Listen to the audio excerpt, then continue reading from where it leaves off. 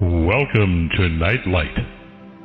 Step away from the mainstream and gather around as we enlighten the world and our realities and travel this cosmic journey we call life.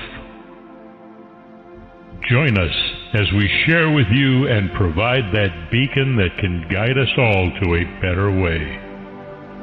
Explore with us as we examine a metaphysical montage of spiritual insights covering everything from the mundane to the magical, UFOs to unicorns, and everything in between.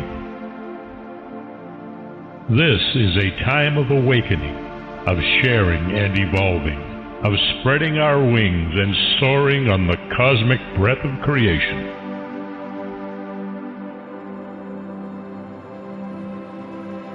Come and join with other light-minded spirits as we weave our lights together to seek understanding, enlightenment, and, with a little luck, some wisdom. This is Nightlight, a reminder that you are never alone.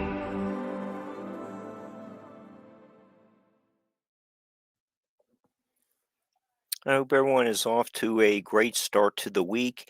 Jimmy Blue is returning tonight. He is the leader of the Jimi Hendrix tribute band Kiss the Sky.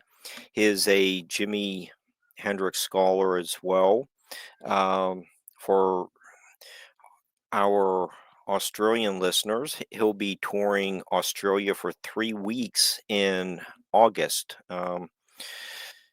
After the lovely Narissa and her partner in crime, Gwen, made me a Kiss the Sky roadie at Jurgles, I got a close-up look at Jimmy's wardrobe and the band's equipment. Aside from the sound, the band emphasizes meticulous detail in recreating the Jimi Hendrix Experience's iconic stage performances. When Jimmy approached me about discussing some new projects, he highly recommended his friend Corey Washington. Corey is the author of the Hendrix biography, Nobody Cages Me. We'll be looking at his more recent biography, Jimi Hendrix, Black Legacy. I hope that's coming in clearly. Fantastic book. The book is a biography of Jimi Hendrix as well as a great review of the Woodstock era music. If you are interested in the connection between music and the civil rights movements, that topic is covered. Corey met and transcribed interviews with surviving bandmates and those who were part of Jimmy's inner circle. There are autobiographical elements too. It's a comprehensive book of Jimmy's life and legacy, and Jimi Bleu is also in it as well. I highly recommend it. Here it is, the cover again. Fantastic book. Okay. All right, Barbara, you want to bring our guests on? Got Jimmy. Okay. Jimmy and Corey are here. Okay. How are you two tonight? Fine, Mark. Thanks for having me again. Appreciate it. Well, Doing pretty good. Good. Okay. Well, Jimmy, appreciate you putting me in touch with Corey. I think we're going to have a unique look at mainly about a 3-year period, but that is a lot of what we do on Nightlight. Okay, so after dealing with you two, I realized that the study of Jimi Hendrix's legacy uh, can't be glossed over. So we are back to the details that I learned about when I was Jimmy's roadie for the night. So why, with you two Jimmy scholars on, as well as all the liner notes I have on the CDs next to me, why is there just an emphasis on the details from these performances and 3 years of concerts and Jimmy's life? Jimmy, do you want to start with that, since you're out there wearing similar costumes? Actually, in the words of Jimmy's bandmate, Juma, who's I call him my brother, what we do with Kiss the Sky is very historic. Matter of Hmm. fact, it should be funded by historic organizations because it's recreating what uh, this guy was about, Jimi Hendrix, who was the most important musical figure of his era for those 4 years, especially before he died. And what we do is we recreate his iconic concerts with full costume era equipment. The light show we license from the Fillmore back in the day. We do video interludes in between. So it's basically like a Broadway play. So you're seated for 2 hours, 2.5 hours, and you're seeing the whole story of Jimi Hendrix even before he made it. When I do lectures on Hendrix, I focus mainly on his spirituality he got into about a year and a half before he died, as well as his other connections, UFO connections and things like that. But most important, his spirituality. That's very important because I believe that's what made him very dangerous because he was bringing a lot of races and ethnicities together.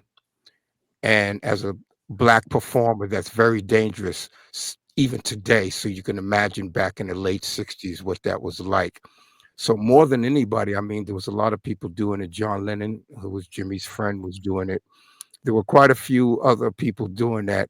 But what made Jimmy most specifically important in that was that he was a black performer, bringing together multiracial people, a lot of different races. So I concentrate on that with my lectures and things like, little facts like that that are not in the bios and not in the Hmm. documentaries. Okay. Yeah. How about you, Corey? Yeah, I mean, you have like 500 pages of uh, you know indisputable information. You have meticulous research. We're gonna get into, you're talking to the surviving people who were there.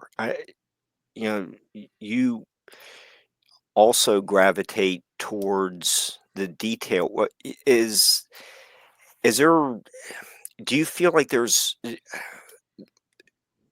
uh, a like a misunderstood story that needs to be rectified or explained in more detail? I would definitely say so. Jimi Hendrix is a very layered individual. That's why we're still talking about him 50 plus years later. You can talk about the simple facts of his life and still be enthralled and Hmm. excited. But as for someone that was born after he lived and died and came to know him much later, there were just some questions that I had that I didn't see was being answered in any of the bios or movies or material that was out there. So what I wanted to do, since I have an inquisitive mind, is to find out these answers, speak to the people that knew him, not just people that knew him, but people that were influenced by him, and just get an overall composite picture to kind of fully portray this portrait of Jimmy. And so that was what I set out to do 20 some odd years ago. Started off with a college paper where I asked these questions. It led to a podcast that I had that I called the Jimi Hendrix Black Legacy series, where you said I transcribed some of those interviews I had on the podcast. Then it went on into a first book, Nobody Cages Me, which was kind of like a primer to Jimi Hendrix Black Legacy, my latest work. So it all came in layers, and so that's kind of what I did. Okay. Okay. And I think you did that very well. Okay. And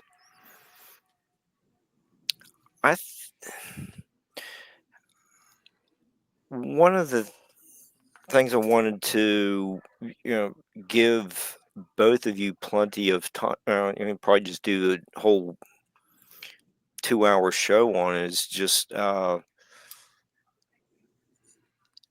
you give a lot of time to the importance of just like the four concerts over 2 nights with the band of gypsies. It seems like it's kind of a overlooked period in Jimmy's career.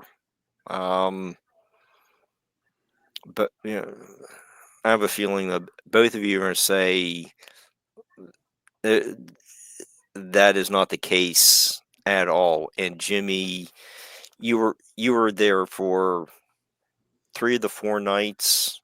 Can you like set the stage of what was going on, what was the atmosphere like?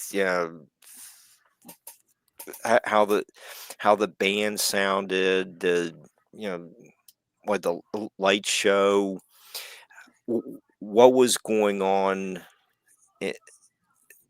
that New Year's Eve 1969 into 70? Well, it was that period I was talking about where Jimmy was coming into spirituality. He had a contractual obligation to do that concert. So he got together with his bass player, Billy Cox, and they both came up with the Band of Gypsies performance at the Fillmore. And being a member of Jimmy's fan club, I saw him a lot, hung around him a few times. And the thing is, in my opinion, I try to be objective when I speak about Hendrix, very impartial to what went down back then, thanks to the notes that I took from that period. And to tell you the truth, Mark, it, I don't know, it wasn't all that it was cracked up to be musically. Jimmy, matter of fact, when Jimmy was editing the music for that concert, he hated it. He hated a lot of what he did. I believe the saving grace of that concert is the performance of Machine Gun, which Steve Vai actually says is the greatest guitar solo ever recorded. And I would happen to agree. I believe that was a saving grace, that one of those nights when he did a song called Machine Gun. But to tell you the truth, I was at one of the rehearsals, the Bag of Nails rehearsal studio. They sounded better at the rehearsal studio than they did at the concert to me. And I know I mean, people were there because it was Jimi Hendrix, but believe me, it was not really, it didn't really hit me in the heart like the opening band did. The opening act there was called The Voices of East Harlem. These were teenagers, mainly, who were fronting a band, a really kick butt band. And that band was so kick butt that there was one of the times where I was sitting on the left-hand side and near where you go into the dressing room.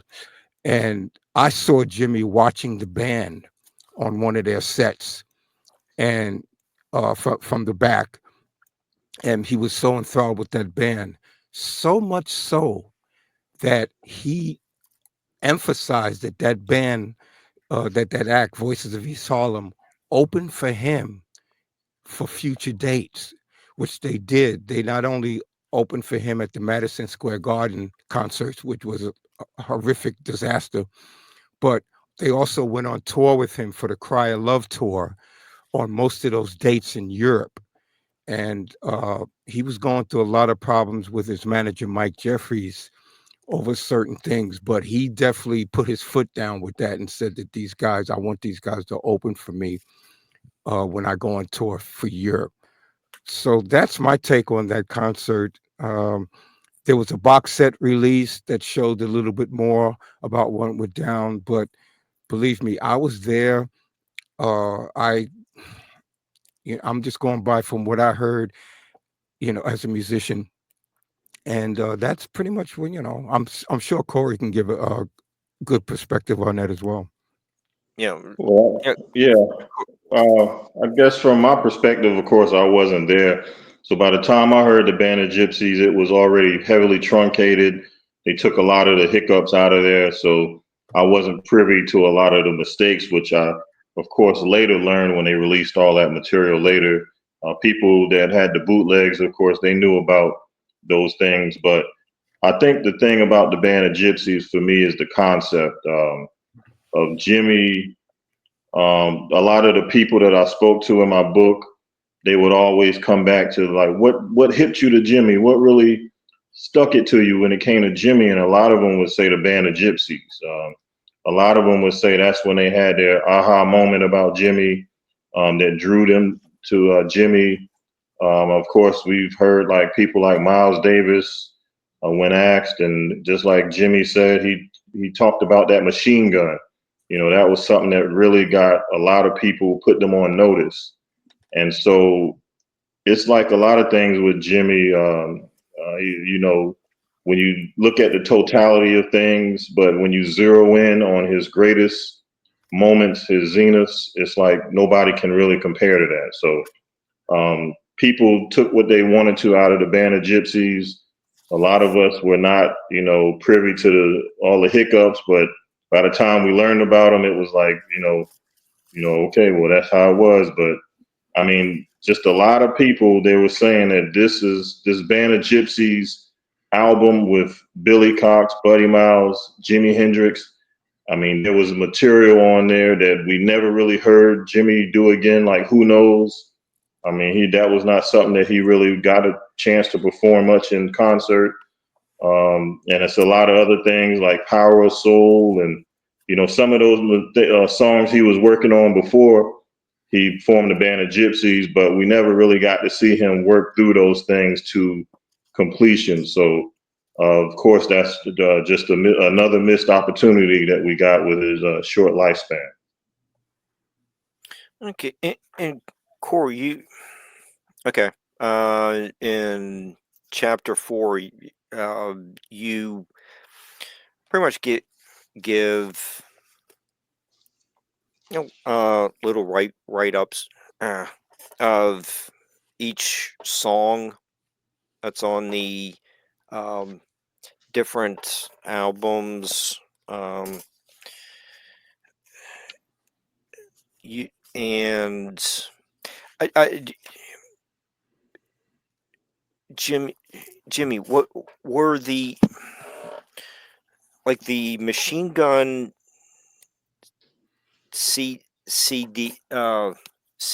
and the Band of Gypsies CD? They the I'm sorry, the Machine Gun has a few more songs than the Band of Gypsies CD, and then there's like a whole box set that was recently released. Is that correct? So is that, or the picked up the wrong one? But are those pretty much the order in which the songs were played? Yeah, I'm not sure. I would have to double check with that. Maybe Corey would know. I do want to emphasize, though, that the album that we know, the Band of Gypsies album that was released just about after that concert, that album was mostly spliced together. Matter of fact, the person who mixed and edited that album, Eddie Kramer, should be given an award for splicing. That whole album is a splice job, except for Machine Gun. Maybe who knows, but certainly when you get to songs like "Message of Love," you can hear a bad splice job when they come back in after the breakdown. I believe "Power of Soul" is the full. I would have to listen again. When you hear "We Got to Live Together," that was a medley, a very long medley that they did. That's spliced.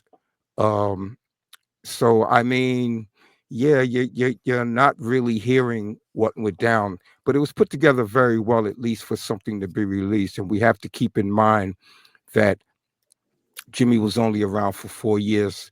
He didn't have time to develop a lot of that new sound that he was working on. As a matter of fact, when he died on his Cry of Love tour over in England, he every day while he was on tour, he was calling his bass player Billy Cox with new changes to these songs like Angel and Straight Ahead, all of these songs that we used to hearing after he died. He was calling Billy Cox. He's like, "Hey man, I think I want to go into the bridge a little earlier.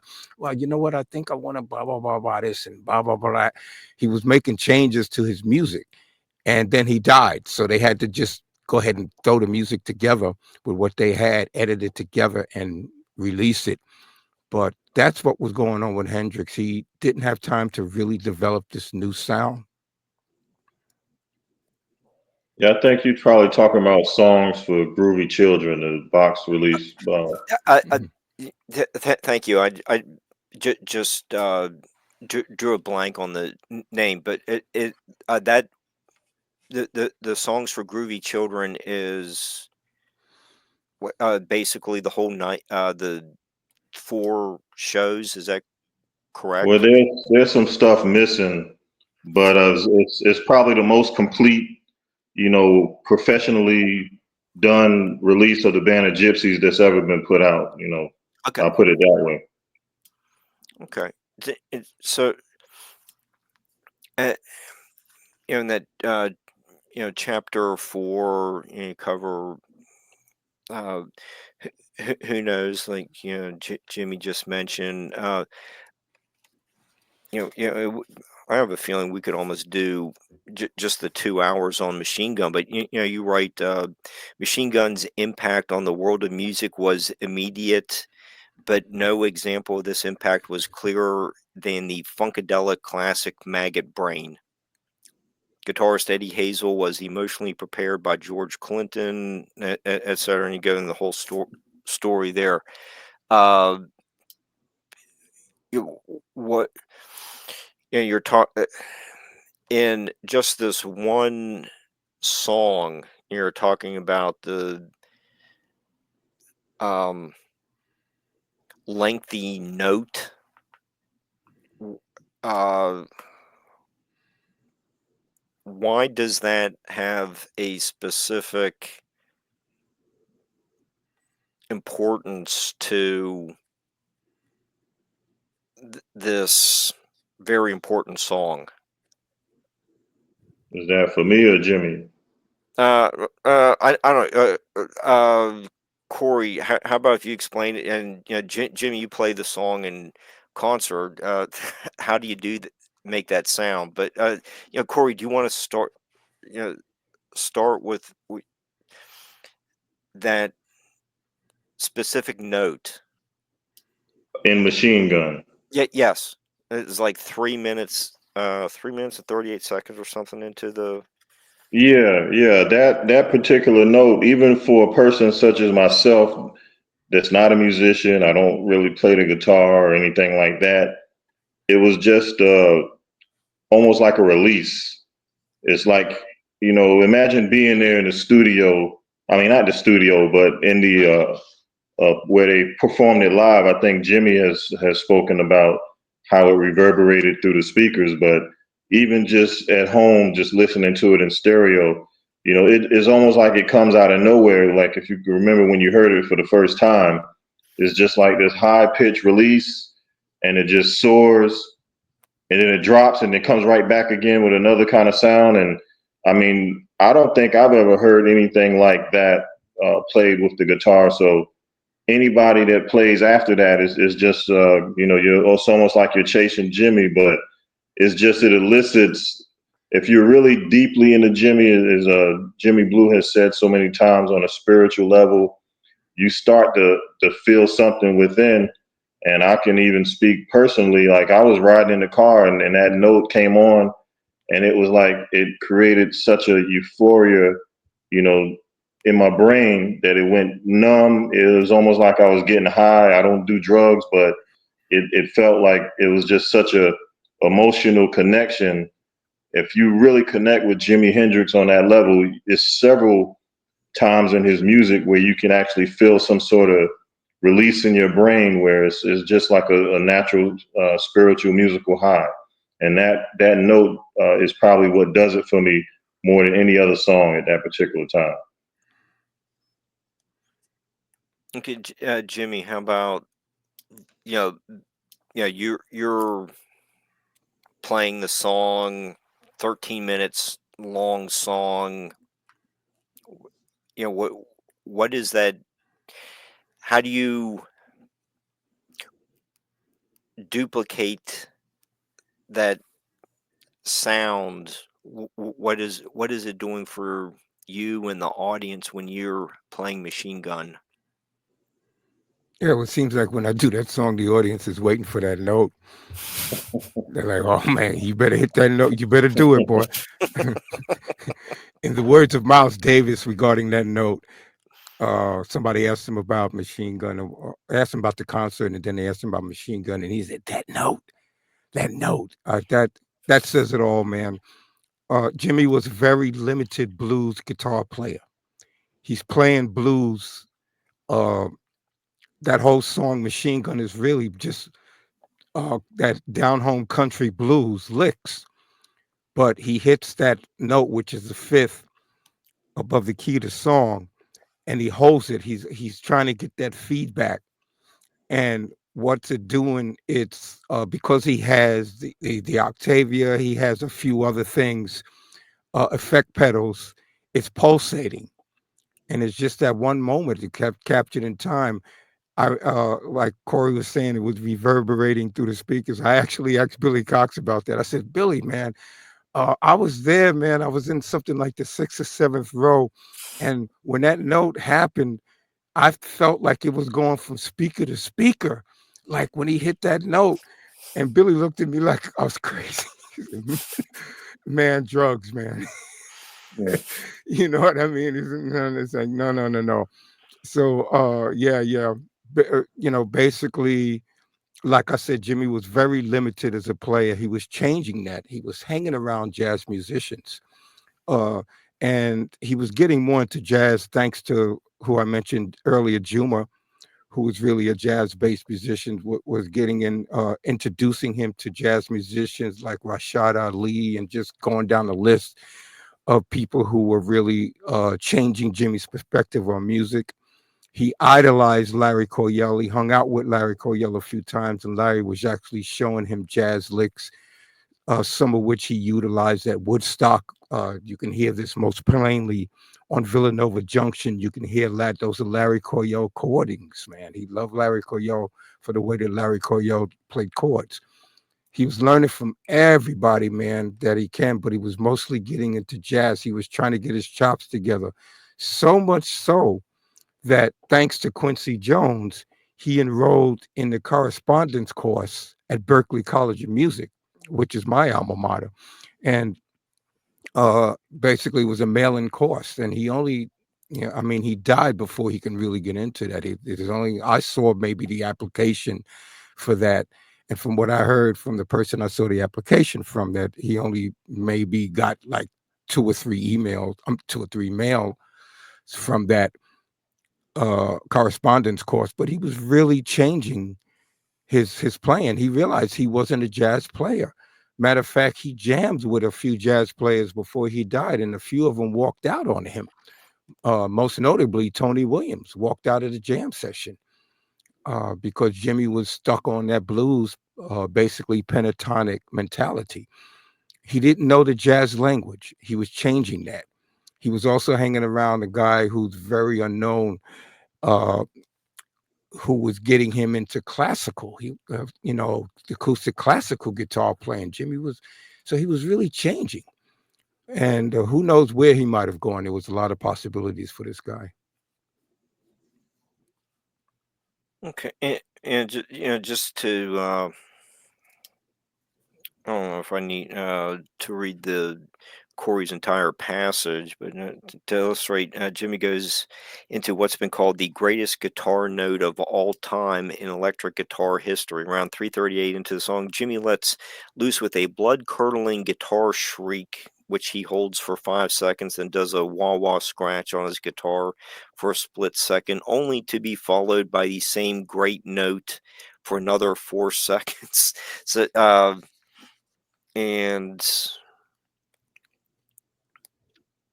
you know, uh, Corey would go on to write. Jimmy does the same thing with Machine Gun, as he has his guitar scream in pain for the countless human families affected by war. It sounds as if someone is caught in the crossfire and meets an untimely demise. Then the song quietly and eerily fades out to thunderous applause.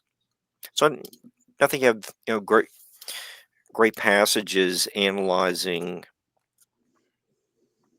one song, but it's a very important song. Right. I think you hear people sometimes say Jimmy wasn't political. Maybe not political in the sense that people think of political people, but with his songs, he could say more than any politician could. That song Machine Gun, if you listen to the various versions of it, even the early versions that he did with Gypsy, Sun and Rainbows, in between, he's actually giving commentary on, anti-war stuff, people being shot down, and he's putting more into the lyrics. That particular performance was important for very many reasons. With had to deal with the music, but there was also lyrics in between. Buddy would do his thing with the rat-a-tat, or the imitating the machine gun fire, but it was just like a total presentation. And at the end of it, that particular performance, when you listen to it, is just so eerie, because for a split seconds there's silence, and then it's almost like the crowd kind of realize maybe what just happened, and then they just start clapping. They probably didn't take it all in until later, but just that eerie silence for that little bit as the song fades out, it just adds a lot of weight to that performance. Yeah, and you wrote that those 4 shows over a couple nights, wasn't the best rehearsed shows, but for those 13 minutes that they do Machine Gun, that changed rock history. And Jimmy said, Steve Vai even is commenting on its importance. Probably 40 some years later. I don't know what year Jimmy or Steve made that comment, but it would have been a while after the show. So something magical happened for that 13 minutes that really made a difference in people's lives. I was kind of wondering how I would definitely say so. I think Lenny Kravitz also had some important or interesting quotes on it, where he was like, after listening to that song, I got to go lay down and take a nap. That's how heavy it was. And a lot of the guitar players, they obviously took notice. And of course, from speaking of a perspective of how long lasting the song has, I mentioned the Maggot Brain only because that song Maggot Brain was so close to Machine Gun, and it was another kind of, like Jimmy said, blues based guitar dirge. It was there was some differences, but it was considered a long masterpiece, P-Funk's masterpiece with Eddie Hazel. And of course, Michael Hampton would do it later on. But, those two songs get compared a lot, for different reasons. I enjoy both of them. They're two different, meanings to each song, but it's just the emotions that it elicits from people, I think, that, set the stage for anybody to do a rock composition of that length and to capture people's emotions. I think that's the goal that they're shooting for as musicians. Yeah, and you do have the Lenny Kravitz quote on page 358. Then on the next page, that's where you have both Machine Gun and Maggot Brain have many similarities, but it all boils down to the emotional outpouring and mind-numbing notes that speak to the listener's heart. So, yeah, definitely. Great. I just think you had some. And I'm not sure if Jimmy could speak to that. Are there any other songs of that length that rock guitarists have made that would put it in the same category? Because I was kind of drawing a blank. Oh yeah, there are quite a few. Peter Frampton. Do you feel like we do? Yeah, there are quite a few, man. And the thing is, what made Jimmy's song a little bit different. It was a whole new thing with these three black guys getting together and doing quote unquote rock, which black people have been doing rock for decades before that. But basically, hard psychedelic rock to have three black guys. That's what made that concert a little bit stand out from the rest of these guitar thingies that was going around back then. You have to keep in mind too that most of the time I saw Hendrix a lot. Most of the time I saw him, it wasn't good. It was either the band, the sound system. There was always a problem with this guy when he played. Whereas the other bands, the other concerts I was going to, I used to see Yes, Humble Pie, Grand Funk Railroad was my favorite. I'm actually on that double live album screaming with everybody else in that wow. But every time I saw these groups, Yes, Chicago, the sound was impeccable. I mean, just superb sound. But it wasn't like that with Hendrix whenever I saw him. So, I mean, there was a lot to take into what was going on back then. And he was working to really change all of that. But he died. That's the thing. He was rudely interrupted, as they say, Yes had a lot of long songs that A roundabout. yeah, Starship Trooper and Siberian Cantu. They would have. I think a lot of those songs would have come out a year or two after the New Year's Eve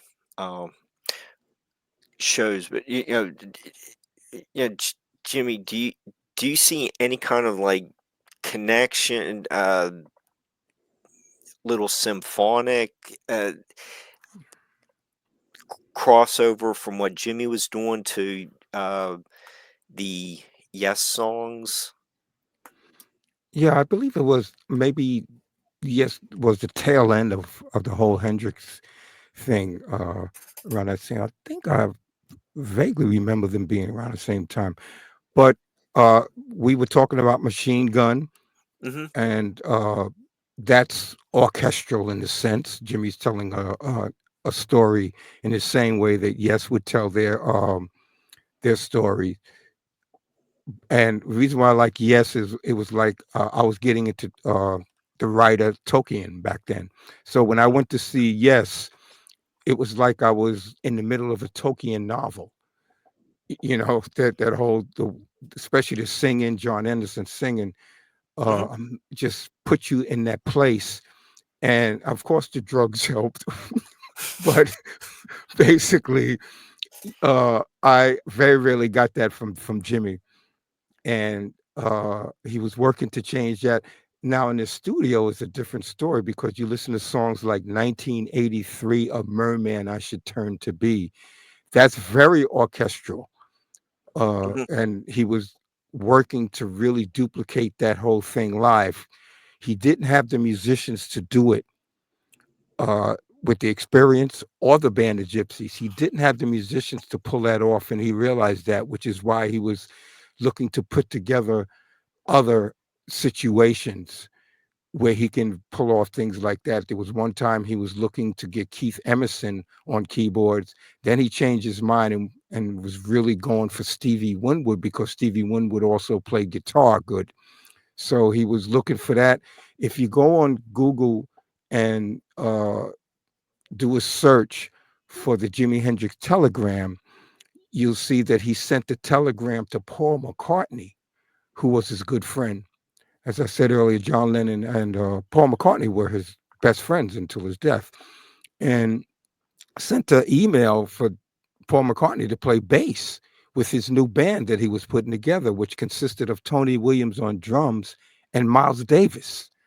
So that would have been, And Miles, at that time, was getting into keyboards. So Miles wouldn't have been playing trumpet in that situation. He would be playing a lot of keyboards. So he was really getting into that. So Jimmy was going in a lot of different situations. He would have kept probably the band of gypsies if he would have been able to. His management made him disband that situation, but he would have kept that whole Cry of Love band. But he was definitely getting into other situations. He wanted to explore other venues and get that, like you said, orchestral, fuller sound with not just guitar, bass, and drums. He wanted to really stretch out. He tried it at Woodstock. It was a disaster in that sense. That was Woodstock was just a jam session. That almost didn't count. I think the saving grace for that concert was the Star Spangled Banner, which he had done countless times before then. It was just that it had resonance in everybody's heart at Woodstock. For some reason, it just sound wise, it came out better and it just resonated more with everybody at that particular concert. So he was getting into a lot of other things, Mark. Okay. With the Merman, 1983 song, i- is that is about the only song with uh, a flute on it. I was just trying to tie that back into the uh, symphonic type feel that you get on the Electric Ladyland uh, CD, but that was a lot of that CD had several members of Traffic on, and uh, uh, I'll have to look up the. Is that Chris? the woodwind player playing that flute on 1983? Yeah, Chris Wood, I believe I, his I, last name. I, Yeah, okay, I just forgot his yeah. last name. He was good friends with Traffic and had Mhm. him uh, come in on that album. That whole album was a game changer because it was Jimmy was in pretty much after Chas Chandler, his original producer for the first two albums. After he left in the middle of that album, Jimmy was just in charge of putting that whole thing together, producing that album himself, along with Eddie Kramer, who should be given a lot of credit for putting Jimmy's ideas into context. But yes, it's that album really changed it. And what's really interesting about that album, which is not in any of the books or the bios or the movies or the documentaries, is that that album came about with Jimmy's first meeting with Sun Ra, the musician called Sun Ra. And a lot of people are not familiar with this guy, but this guy was a game changer with everybody he came in contact with, from John Coltrane, Miles Davis, Sly Stone, everybody he came in contact with, Rasan Kirk, that they changed their music completely overnight after speaking to this guy. That's how important he was musically. And Jimmy had met him. Jimmy was walking down Bleecker Street and just happened to go into a club that he was playing and was enthralled with what this guy was doing. A lot of it, a lot of what Sun Ra was doing, especially at that club, it wasn't a Blue Note, it was another club. A lot of what he was doing then was what Jimmy did on the first album with All Your Experience, that whole sound painting thing, and that's why Jimmy was so taken with him. So he got to speak to him a little bit before, after that performance, and then he got to speak with him again later on in his life. But that's pretty much that album came out of nowhere from the first two albums. You had All Your Experience, then you had Axis Boulder's Love, which was they were really recorded at the same time. They just came out different months later. Axis came out months later. But then out of nowhere, you have Electric Ladyland, which Jimmy is jamming. He's extending song. He's doing sound paintings all over that album. There's a lot of things going on. And I believe, I didn't speak to him about this, but I believe that had a lot to do with that whole Sun Ra conversation. Nobody speaks to Sun Ra and comes out of the conversation the same. Anybody, any jazz musician who knows Sun Ra will tell you that for some reason they changed complete. Matter of fact, when John Coltrane changed his sound after hitting him off with Sun Ra, they thought he was going crazy. They said he's not blowing horn no more. He's doing a lot of drugs and he's playing just wild notes. He's not even blowing his horn. So that's what happened with that album. Sure. And Jimmy is sharing guitar duties with Dave Mason. You don't think Jimmy is pretty much the only guitarist. Well, that's not true. That there were Larry Lee was rhythm guitarist for Woodstock and other recordings. So I just want to stick to your point that uh, the Electric Ladyland CD had a lot of differences from the first two CDs. Oh yeah, yeah. It gives you an idea where he was going, especially right after that. About a year or so after that, he was starting on building his own recording studio, which he never got to see the full thing built. But he was hanging out there and was able to utilize at least one of the rooms while it was being built before he died, and record some things out of there. So yeah, it was a whole big change coming with this guy. Okay, Corey, the viewers might need little bit of time to process all this information that you two have been giving them. I mean, just do something that get into a little bit of your history and what you've done, and just kind of lighten things up for just a little bit. But you were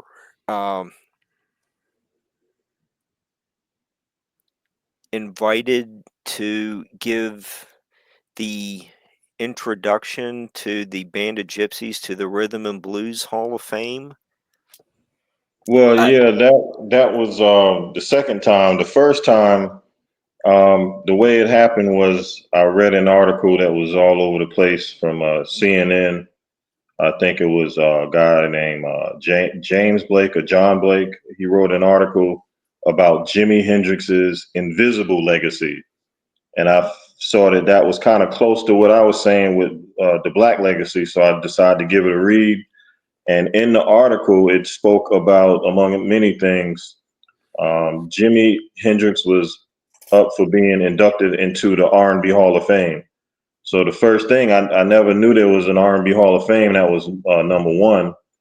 And then the second thing, I wanted to be a part of that. I wanted to, know more about this R&B Hall of Fame and so forth. And if I could help, so I contacted the CEO, Lamont Robinson, and then I was able to see if I could be sort of a liaison between the estate, Jimi Hendrix, and the R&B Hall of Fame. And so I got in contact with them, and we were supposed to bring in Jimi Hendrix to accept his award and give the speech.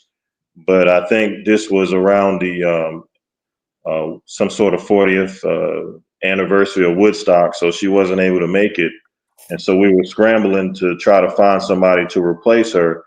And that's when Lamont said, well, why don't you go ahead and accept the award? So I got the statement from Janie, and then I read her statement, said a little something, and that was in Detroit. I think that was 2016. And then 3 years later in 2019, the Band of Gypsies were inducted as a group into the R&B Hall of Fame. And once again, I think Janie was supposed to be there. I think that was the since that was in 2019, that was the anniversary for Woodstock, where she couldn't make it. And once again, I was able to accept that and read a statement from her. And actually, the highlight of the night for me was Billy Cox was able to make that one, and he was able to actually go up on stage, accept his award, give his speech, and enjoy the festivities. And he actually got to play live on stage a little medley with two other guys doing some Band of Gypsy stuff, and one of the guitarists, Danny Robinson. There was recently a lot on Facebook because that was his last American performance because he lived overseas. And unfortunately, he developed cancer and died not that long after that. But that was great that he was able to come back to his hometown of Detroit, play in front of the people, enjoy that moment with Billy Cox. And so that was two memorable events that I was able to be a part of. Wow. Okay. That is really in depth of this story about how intertwined you have been with what all things Jimi Hendrix. Well, what? Yeah. So okay, both of you have worked with Billy. What are your reflections of the last gypsy standing?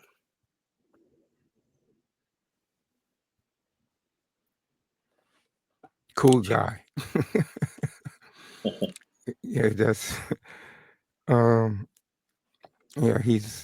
we last year we actually had him Juma, and the other percussionist,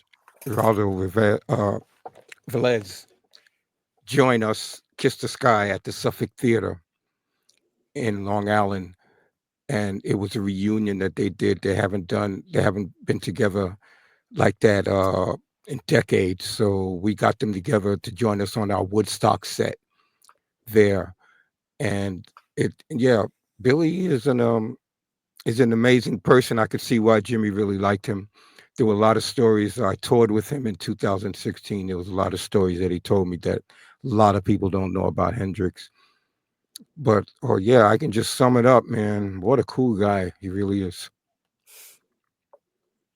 Yeah, he definitely has a lot of stories to tell. We just got a little taste of it when we were in the Detroit area. We got to go out to dinner with the band members and him and his wife, Brenda, and he got to share stories. You know, that's just a little taste of what he has. So I'm pretty sure Jimmy's probably heard a lot more of these stories. So. Oh, that sounds like a huge honor for you, Corey. Just kind of like walking into a situation and it's like, oh, okay, we're gonna do a little something with Billy Cox. That doesn't happen to most people in a lifetime, let alone what what you're doing for the estate and as well as working with Billy. So how has that impacted you? What 4 years later, or you just can't believe it. What's the aftermath of that event? Yeah, I mean, it was like you said, to do it one time for Jimmy in 2016 in Dearborn, Michigan, you know, to be not just there representing the estate, but to be graced in the same stage as like Dionne Warwick and, you know, all these other people, Duke of Earl. I mean, just people that are luminaries in the world of R&B, Detroit legends, Mary Wilson from the Supremes, Martha. Um, was it Martha and the Vandellas? It's just so many different. It was like people there that were probably before my time, but when you research these people, they're living legends, and I just had to take that in and think that Jimmy, back when he was alive, was like a sideman for some of these people or affiliated with some of these people, and you know, to just think everything coming full circle and he's being honored just right along with these other R&B legends. I mean, that held a special place for me, the significance of that, because I think it was, what's the guitarist from, he's from Detroit, but he was also in that group, Hank Ballard. Who was the guitarist for Hank Ballard? Yeah, Billy something, I forgot Yeah, his Billy name. Davis. Billy Yeah. Davis. Billy Davis was there, and he gave his account of meeting a young Hendrix. So, I mean, it was just like 6 degrees of separation all around with all of these R&B legends, and Jimmy's right in the mix, connected there. Well, Corey, you are too with you know Martha and the Vandellas and the names that you just mentioned. All Is it this, Martha Reeves? I might have got it wrong. Yeah. Dancing in the Street, that was their big hit. yeah, all the listeners are familiar with their song, the people's names that you mentioned, and there you are at an awards ceremony with them. That's Yeah, so like, you know, an just like incredible with feeling. Jimmy Blue has worked with Al Green, and I'm sitting there in Augusta, Georgia, and I'm back. I just happened to make it backstage to meet Al Green, and I have a copy of my first book, Nobody Cages Me, and I got to actually ask Al Green about Larry Lee. And we know the Larry Lee connection with Jimi Hendrix and Al Green, And Al was able to get my book, and seemed like he was excited to get it. And it's just being an author on such a weighty topic as Jimi Hendrix and his connection to the Black community has allowed me to meet people like the famous people, meet people like Jimmy Blue, meet people just from all walks of life, people that are connected with Jimmy, and it's like we share this kind of common kindred spirit, and it just something that you just can't describe in words sometimes. Okay, that might just be a lot of what tonight's show is about. Is are there words to even describe this? Hmm. Like the 5 second long note at 3:38 of Machine Gun. Why you had some nice words to try to describe it, but you have to hear it to feel it, or it's just kind of hard to put feelings into words. But that's I think your discussions are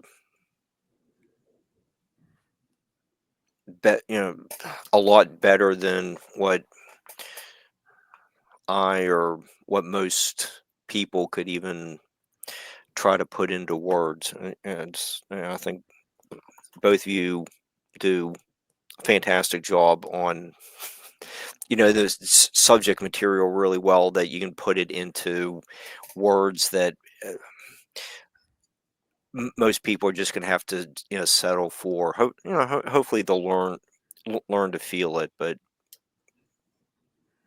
I have to agree with what you said. I just can't put it into words. Okay. Um,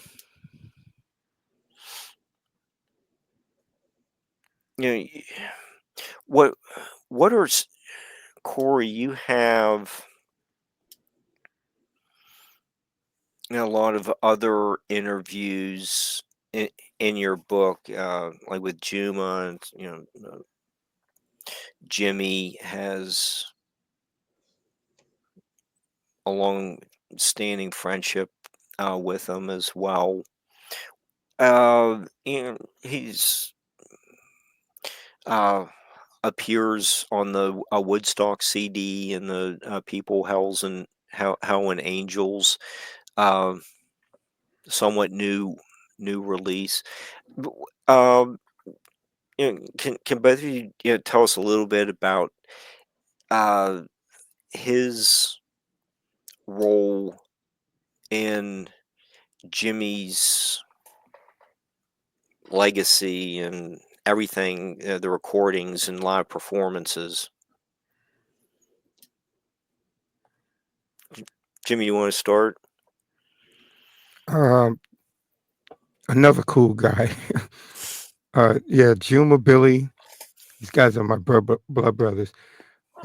What makes Juma very important, even before meeting Hendrix, he organized what are called the jazz loft sessions, meaning jazz musicians would meet after they play and go to these lofts in Manhattan and experiment with the music. Jazz music to Black musicians is considered it's our classical music, and it's a science. Real jazz is a science, so you needed a place to develop that science. And Juma, along with his partner, had the space for jazz musicians to come and experiment and really build on this legacy of jazz music. I mean, real jazz music, the whole language, the whole science of jazz. And he's responsible for that. So he brought that whole head game into Jimmy's perspective, and it changed Jimmy, which is why Jimmy liked him a lot. He was also connected with his more of his African, not only music but African spirituality. He actually played with and was good friends with the African drummer Olatunji. So he brought that whole thing into Jimmy's head, and it changed Jimmy. Matter of fact, when you look at the Woodstock footage and you see Juma playing on the right side of the stage, he's playing three of his drums that he actually made. He made those drums that he's playing at that concert. He's a very um, he's very gifted. You can see pictures when you go online and do the search. You can see pictures of him playing bass behind Jimmy. He played a different type of a bass from Billy Cox and Noel Redding, which Jimmy didn't think would jibe live with what Jimmy was doing, but jamming, he loved it. He loved what Juma brought to the bass guitar. He was also an accomplished flute player as well. So, yeah, I mean, I could speak about this guy on and on, but those are those things that I mentioned, especially the jazz loft movement. That was a whole movement in the late '60s, early '70s, and that says it all about this guy. He also gives lectures on Jimmy himself, and which are very interesting. Okay, Right.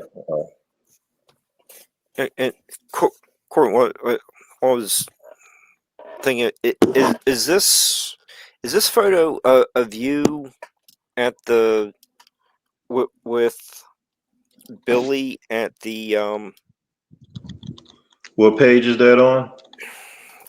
319? At and you see that is Is that the rhythm and blues? yeah, that's it. And there you are Yeah, on. 319. Yeah, that was I was giving a speech for Jimmy, and that's Billy was waiting. He was gonna speak last, I believe, or he was gonna speak after me. So he's waiting to give his speech there. And that was at the Museum of African American History in Detroit, Michigan. Okay. How tall are you? You look like you're I'm towering 6'5". over. Oh, okay. Okay, that explains it. Yeah. Yeah, but Juma, I'll second that.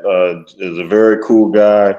I've actually had a chance to meet and discuss things with him, and met him in New York City the first time at BB King's at a Jimi Hendrix tribute by that they used to have all the time, and at BB King's. I know Jimmy's been a part of that.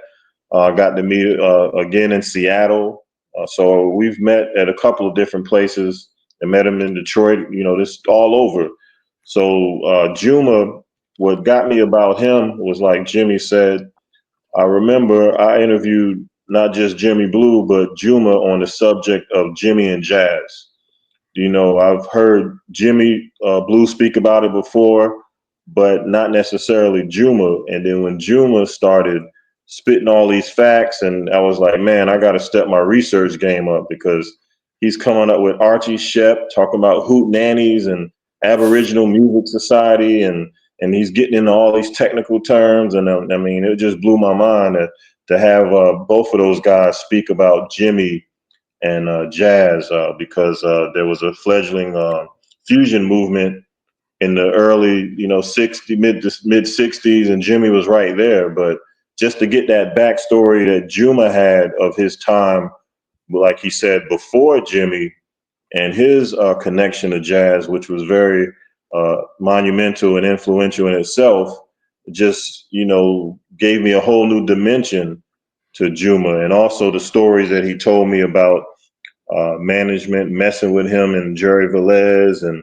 I'm asking him, hey man, why we can't hear you at Woodstock? And he gives that story, and just different things that he's had to endure, and he's still standing strong today.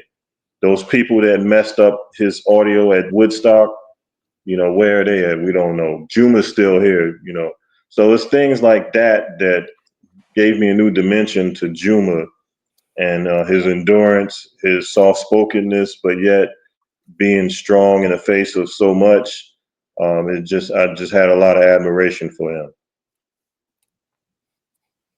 Okay, okay, and yeah, Jimmy, gee, was it 4 years or so ago? We um did this show with the Beardos. Then I think after uh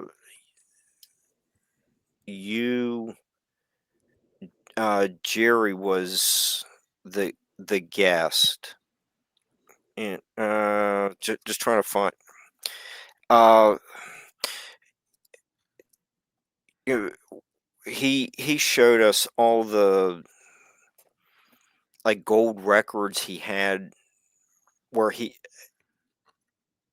took his experience from Woodstock to being a founding member of uh, Spyro Gyra,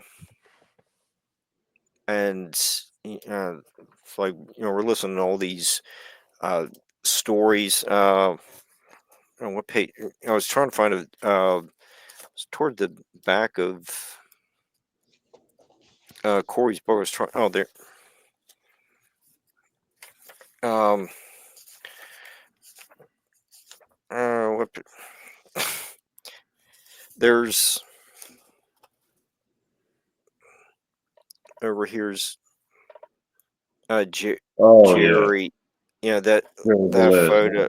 Yeah. With Reggie Reggie Hendrix. Hendrix. Yeah. Yeah. Yeah. And oh, there's the photo.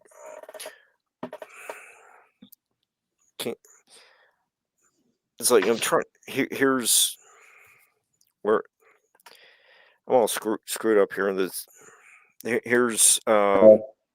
the Woodstock stage with Jerry right next to, and you can see him right there on Voodoo Child, Slave Return. Uh, the video of it. But he, Corey was saying, okay, the sound wasn't hooked up properly. But Jerry would go on to have a really interesting career with Latin fusion, jazz band. Spyro Gyro. Yeah, and yeah, that that's just a continuation of the fusion that seemed emanated from Gypsy Sun and Rainbows or whatever the wasn't the experience. It was like 5 different names said from the stage that day, but Jerry, I was really impressed with um, his discussions that he gave on the Beardo show. So what both of you have worked with him as well. So what are your recollections of being friends with Jerry? Yeah, he's an excellent player. Really cool guy as well. And he's played with so many people. I mean, from David Bowie on down the line, just Nile Rodgers, just so many people he's played as a sideman. But he knows the conga drum. he knows percussion, I should say, because he plays timbales just as well. He plays little drums. I mean, he's such a gifted musician, and he brings that. I could see why Jimmy, really dug him. And what Corey was saying about the microphones at Woodstock, I used to think it was something nefarious about that. until I interviewed on my radio show. I interviewed Corky Lang, the drummer from Mountain, and he actually, what happened was, one of the acts at Woodstock 10 years after, Alvin Lee, and 10 years after, uh, their drum mics wasn't working. So when they went to edit that whole thing to put the album together, there was no drums. And so what they had, they hired Corky to go into the studio and play behind that live track, which is a monumental feat. I still don't know how you did that because it's so right on. And it was just, from what Corky said, it was just one take. But there were a few other instances that Corky said that the mics wasn't working, which is why, as well as contractual reasons, that a lot of the acts from that concert were not included on that album. It wasn't just for contractual reasons. It's because the mics were really bad for that concert, especially after it rained. And so I got a whole nother insight into that. So probably by the time they got to Monday morning with Jimmy, these guys probably like, look, I've had it. You know what I mean? Uh, let's just roll the tape and pray, sort of thing. I mean, that was Monday. Everybody was burnt out, including myself. I was there, and I was a kid, man. I mean, wanted to go home crying like a mama's boy. And by Monday morning, most of the people had left. But by Monday morning, everybody was burnt out. I mean, mentally, they were like people like walking around zombie. You could see the look in their eyes. It wasn't that concert mentality like the first few days. Uh, so I mean, that gave me good insight as to what has happened, which is why you don't really hear Jerry, you don't hear Juma. Okay. Yeah. So since we've kind of been covering some of these concerts, the New Year's Eve, kind of uh, known by some of the viewers. I'm sure most of the viewers are very much well aware of Woodstock, but you know Corey, you also do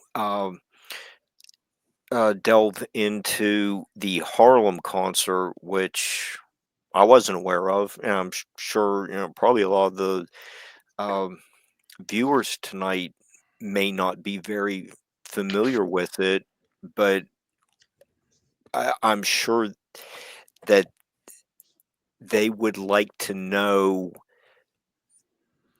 how important this concert was. Almost sound like an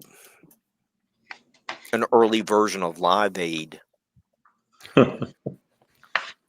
I would say that, Questlove made a documentary, I think Summer of Soul or something like that, where they coined a concert, the Black Woodstock. That was actually maybe a month or less than a month from the Jimi Hendrix concert in Harlem. It's not talked about a lot. One of the main reasons is because Jimmy wasn't recorded during that concert.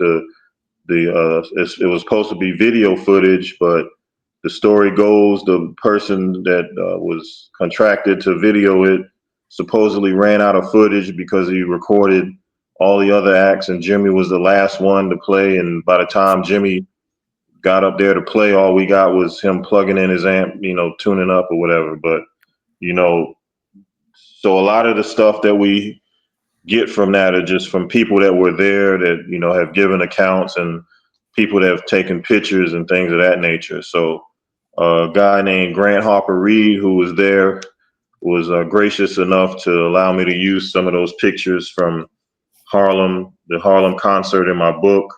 I was also able to, interview him and a few other people that were there to try to get a little fuller picture.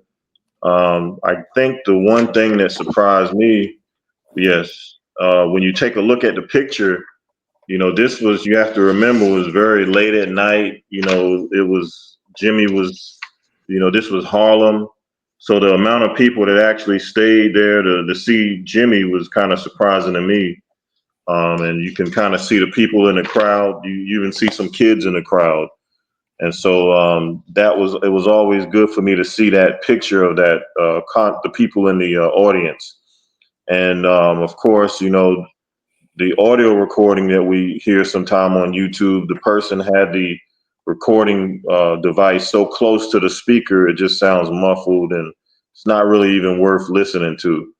Even for the most eager of Hendrix fans, it's just not worth it to sit through that. But it was interesting just hearing people's different perspectives. Of course, you hear different people say different things, about negative things, some positive. I think we've heard a lot about somebody throwing something at Jimmy.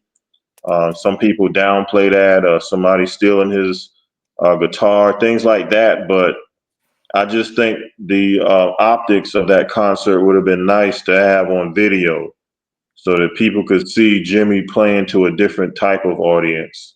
And it would have added to the mystique of the Woodstock, the all the other concerts. But we were kind of robbed of that, and all we have are pictures. So, I have to have to deal with that because I wasn't there, and it was only a handful of people there. Out of it wasn't like a 10,000, 20,000 capacity place, so very few people could actually talk about that.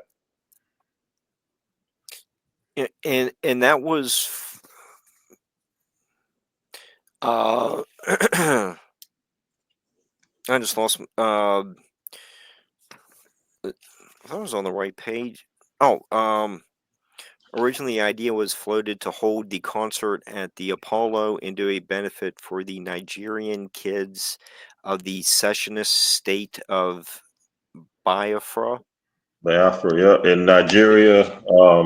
I think it was one of the Aliens that told me that the remaining one that's here, Taharka, he was part of the organizers, and they floated the idea of the Apollo, and I think the owner, the Schiffler or something like that, he wasn't going for it, and so they said, let's take it to the street, let's do it in the for a free concert, and that's kind of how it came about. So that would have been interesting to see Jimmy play the Apollo again. I know he won amateur night one time for one of $25, but to see him come full circle and actually do a full-fledged concert there, it seemed like a no-brainer. But for some reason, I think maybe Jimmy even alluded to this. He was getting kind of dangerous for some people, and so you never know. That could have been part of the reason why they said no.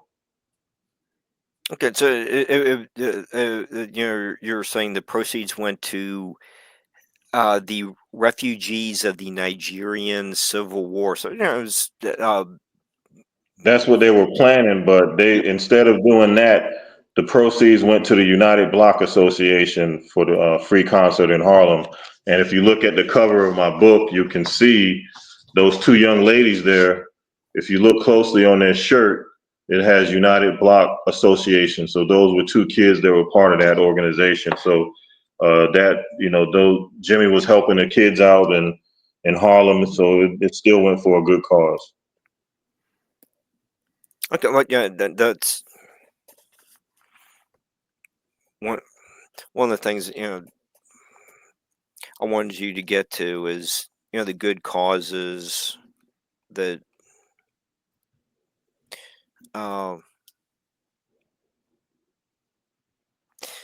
seem to have come out of things Jimmy was associated with. Okay, the sound problems. Okay, but the mischaracterizations of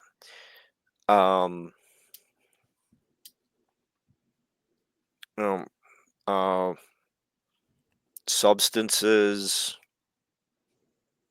was really not substantiated by a lot of people, and you're extending it to uh, helping other people. Corey, you have passages about Jimmy was pretty much a down to earth guy. He was very humble. Well, Jimmy, you hung around a few times, but he didn't have bodyguards for someone of his stature. So um, I, I think both of you provide a lot of insights into who this person was, and it wasn't these stereotyped musician from that time. I think, but both of you make that point very clear. And Jimmy, when we've spoken on other occasions, you've discussed the ghetto fighters, and they appear on the People, Hell, and Angels CD. Who were they? What were the role that they played in the growing body of work of Jimmy's music? Well, Corey had mentioned the Aleem brothers. That's basically who they were. Ghetto Fighters were their stage name of their group at that time, but they were close friends with Jimmy even before his fame, and they were so close that when Jimmy got into his spirituality, there were two paths that Jimmy was on. He was on uh, what is called the Gurdjieff movement. Back then, he was connected with the Gurdjieff Foundation, thanks to his close association with Timothy Leary. And the other path he was on was the ancient Nile Valley teachings, commonly known as the ancient Egyptian teachings. He got that pretty much from Rasan Kirk, gave him contact number of a person in Harlem that he got introduced into that. But this is about a year and a half before he died. And at that time, the Aleem brothers were hanging around Jimmy very closely with Jimmy, and Jimmy turned them on to these teachings, these ancient Nile Valley teachings, so much so that they changed their name from Albert and Arthur Allen to Taharka and Tundura Aleem, with the first two names, Tundura and Taharka, are ancient Egyptian names. These guys were so enthralled with what Jimmy had turned them on to. So, yeah, these guys they went on after Jimmy died to actually have their own record label, thanks to Jimmy, who gave them the foundation money for that record label. And they were able to produce artists as well as produce themselves. They had a couple of dance hall hits, and they were doing pretty well. Tahaka is the last surviving member. The other brother, Tundara, died some years ago, but Tahaka is still around. And yeah, he can give you more insight, especially that concert, the Harlem concert, which you were speaking about earlier. Tahaka could really give you insight into that, being one of the organizers for that concert. I was at that concert, and it was really the Woodstock band really just transported to a Harlem stage. And it's a good thing that it wasn't recorded because it was really bad. Again, a jam session, but it was bad compared to the other acts that were there. There was Big Mabel, who had a really kick butt band. There was a few other top blues artists there who, I mean, sounded really good for it to be outside.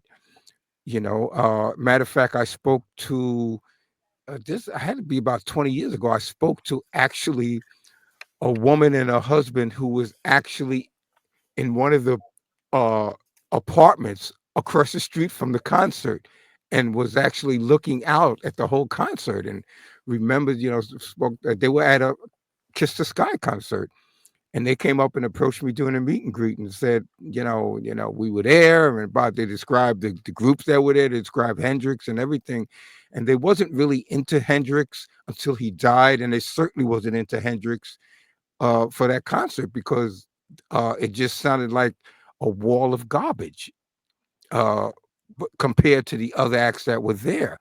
So, again, this is just my worthless 2-cent opinion. I'm just coming at it from an impartial perspective. That's all. Okay. Corey, is there, we,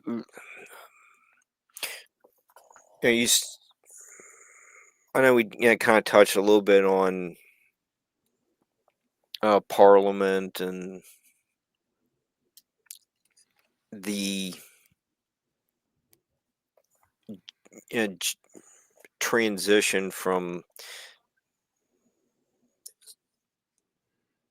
the Band of Gypsies 4 concerts into where George Clinton was like, this is a direction I like to take, my music.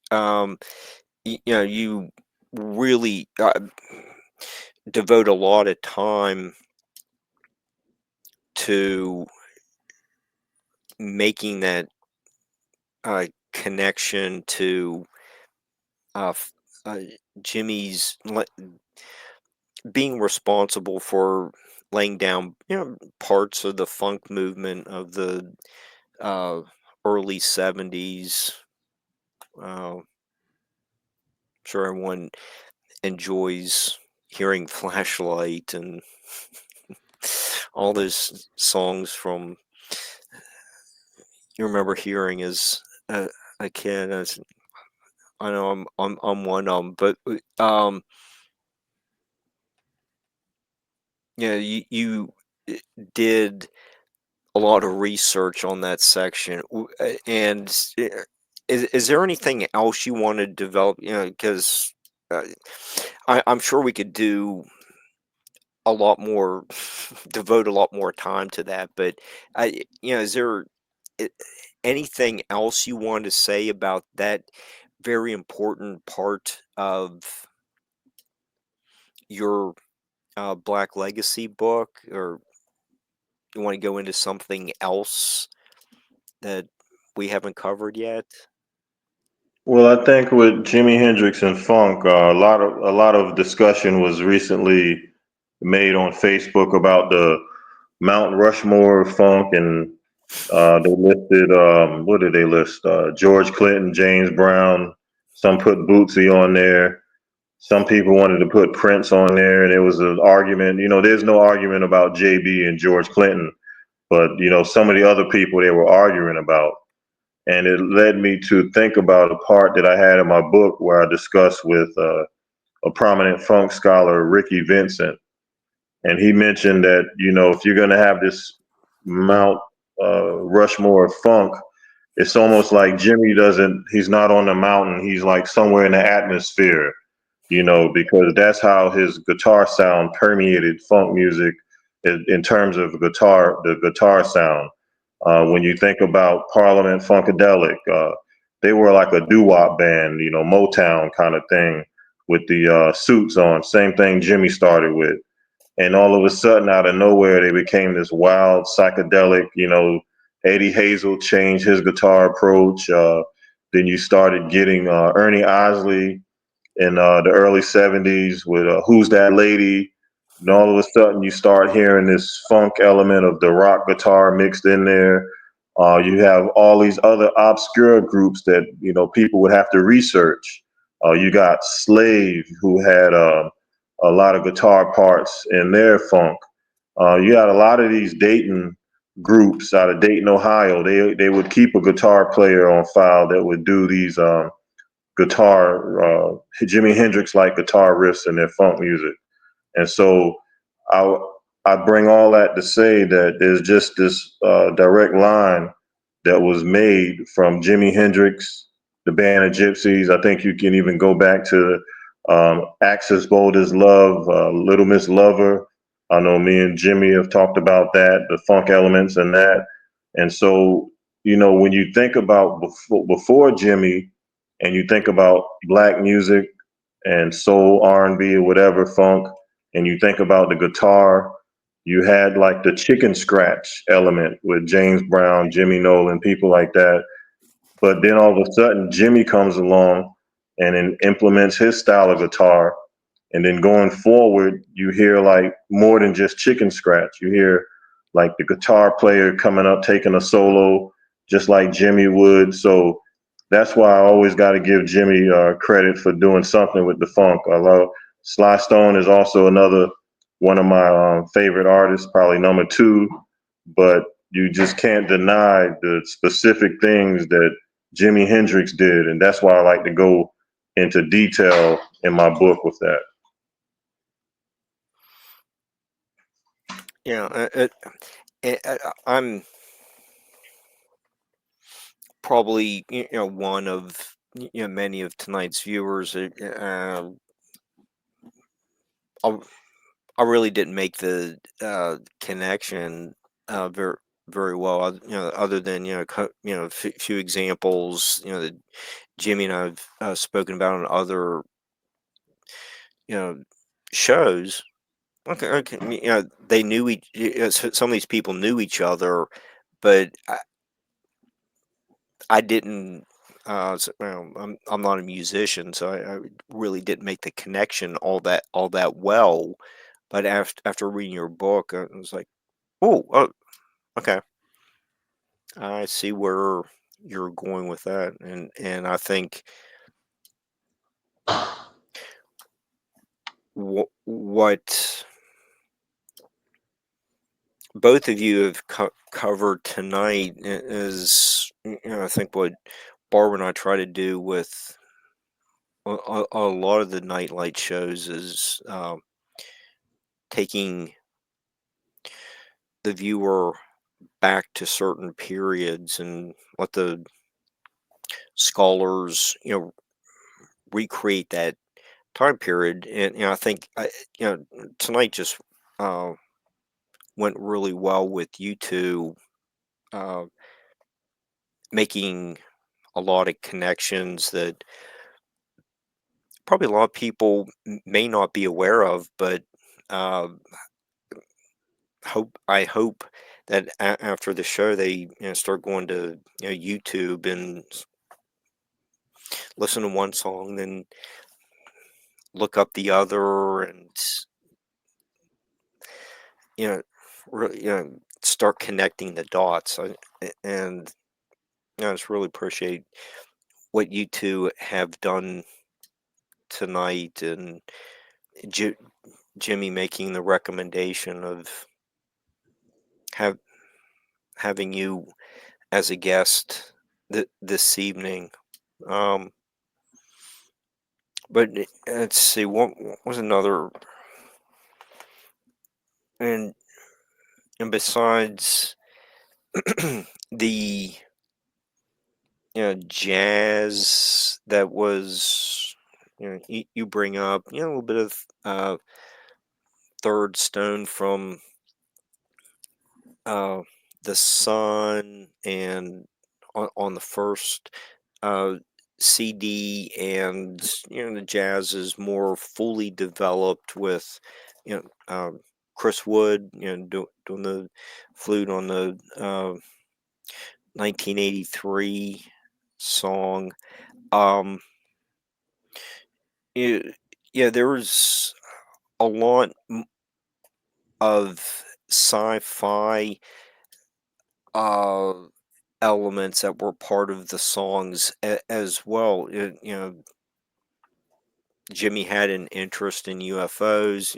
I think when Merle Fankhauser was a guest, 5 or 6 years ago, kind of uh, touched on that a little bit with his Rainbow Bridge uh, revisited documentary. But Jimmy, what are some of the sci-fi elements that appear in some of Jimmy's lyrics? Well, before I answer that, you mentioned the Rainbow Bridge concert. A lot of people are not aware of the importance of that concert, and uh, although it didn't turn out the way that the planners wanted it to turn out, what was important about that concert, again, Jimmy hated hated his playing there, but what was important was that the organizers of that concert, the Rainbow Bridge, the full name is the Rainbow Bridge Color Sound Vibratory Experiment. That was the name of the concert. The organizer wanted to bring together that whole vibration of sound. Matter of fact, the introduction to bring Jimmy on, I'm paraphrasing, but he says, "Hey, if we can all just let Jimmy just settle down, meditate or whatever, let Jimmy stick it to us and lead us across that rainbow bridge." Jimmy was supposed to do that with his music. Basically, that's what that was about. But the most important thing to me that I bring out in my lectures of that concert is that this organizer, he brought together spiritual leaders from across the planet to come to Hawaii. Most of them did not go to that concert, but there was matter of fact, the concert was the culmination of that event. I mean, days before there were other events happening related around the Rainbow Bridge theme. So these spiritual leaders from all, like I said, from all over the planet came to the USA to get together. That's very important. That's overlooked unless you're into spirituality. If you're not on a spiritual path, it's going to go right over your head what that's about. But that's what was important. And of course, that had an effect on Jimmy eventually. But as far as the UFO element, when Jimmy first got discovered by Chaz Chandler, Chaz was grooming him and took him to England. Jimmy just, Chaz told me, quote unquote, stole all of Chaz's sci-fi books. Chaz was deeply into sci-fi. The one book that really hit Jimmy the most was by a sci-fi author named Ursula Le Guin. And I mean, there were other books he based Purple Haze on. There's other books that, I don't have the list in front of me, but that got him. But this one book by Ursula Le Guin, actually two books. One was called The Left Hand of Darkness, but the book that affected him the most was called A Wizard of Earth's Sea. And that book is about a guy who basically goes to study under a wizard and accidentally opens up a portal and brings this evil into existence against, his teacher wouldn't let him do it, but he did it anyway and brings this evil in. So he has to really improve his wizard skills to fight off this evil presence. That really got to Jimmy, so much so that before Jimmy died, he submitted a film script to his record label, Warner Brothers Films, for a film. I saw the actual script, and the working title back then probably wouldn't have been the title, but the working title of the film was called Black Gold. And there were books written about Jimi Hendrix, Black Gold, but this has nothing to do with the film. And this film was about an Indiana Jones type character who travels around the world and gets into all of these mystical adventures. That was that whole concept came from Ursula Le Guin's book, A Wizard of Earthsea. I had time to spend, thanks to a Hendrix protege. I had spent a lot of time going over that script, so much so that my film, which was finished about a year ago, is based on that actual script. So that I could see where it really got to Jimmy, but he was the to really answer your question, it was because of he borrowed, quote unquote, borrowed a lot of books from Chaz Chandler and really got into sci-fi. So you hear it, especially on those first two albums, man. Really on the Axis Boulders Love album, you hear just sci-fi. Matter of fact, the album opens with him supposedly an alien being interviewed. He's the alien who's being interviewed, and uh, so I mean, yeah, he was. And I always say, just Jimi Hendrix came out of nowhere with his whole look and everything, which was alien enough. The guy was definitely from another planet because no other black guy, with the exception of Arthur Lee, who Jimmy owes a lot to as far as fashion, because Arthur Lee was dressing like that way before Jimmy in the Village. He was known in the Village for being the black guy who dressed spacey like that. Jimmy got a lot from him working with Arthur Lee.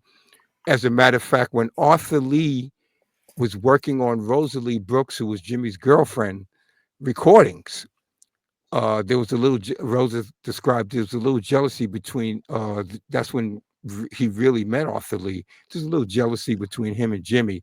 Arthur was dressing like that. Jimmy wasn't dressing like that when he was hanging around Rosalie Brooks. So he owes a lot to Arthur Lee, but still, the way Jimmy did it, obviously, there's some alien. I mean, you look at this guy, say this guy's from another planet. You know what I mean? Nobody is like that. Okay. Yeah, I think Jimmy even had a song with Curtis Knight, like way back in the mid '60s, called UFO. So I mean, Jimmy's in a long line of black artists that have delved into this Afrofuturism. Of course, Jimmy Blue already mentioned Sun Ra, Jimi Hendrix, and then of course after that, George Clinton with his whole mothership connection. And by then, you know, in the '70s, it kind of opened wide up when Star Wars came out. But you got to give it up for those people that were doing that before Star Wars was even thought of. You know, like Sun Ra and Jimi Hendrix, Third Stone from the Sun. He's alluded to, you know, several topics of you know, spaceship coming and taking people away and things like that. I mean, these are concepts that, you know, he sprinkled into his music, but it's just like a futuristic sound that he was playing anyway with his guitar. I mean, you know, making all these weird sounds and you know, coming out of the speakers and you know, things like that. It's just, you know, spacey anyway. So it all connects. That's a great point, Corey. I'm glad you actually reiterated on that because that's an excellent point. And actually, his UFO interest in UFOs and otherworldly things actually led him to his spirituality, which is what it's supposed to do. You know, things like that are supposed to lead a person to find the true mystical, you know, purpose of why they're on this planet, and that certainly did for Jimmy. So much so that he are you familiar? I'm not sure if you're familiar with a woman named Alice Coltrane, the wife of John Coltrane.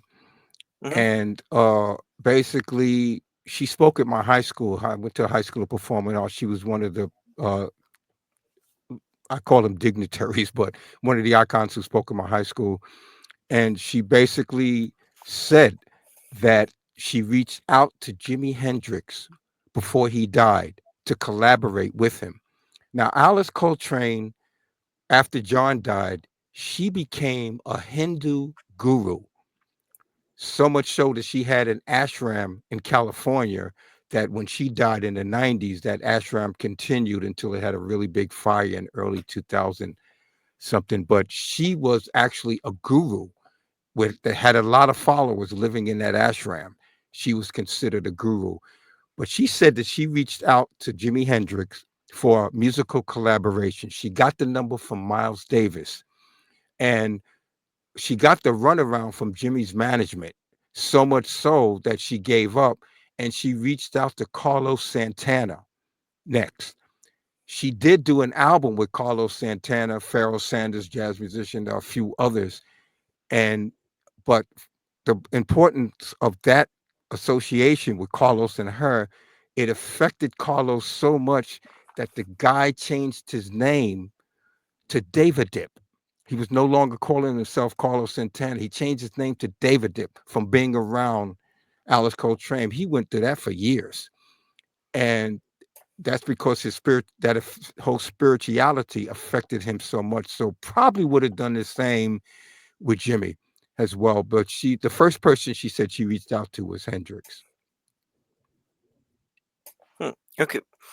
We're gonna have to start wrapping in a few minutes, but yeah, I just wanted to give both of you a little bit of time to plug websites, upcoming appearances, and we'll uh, call it an evening after that.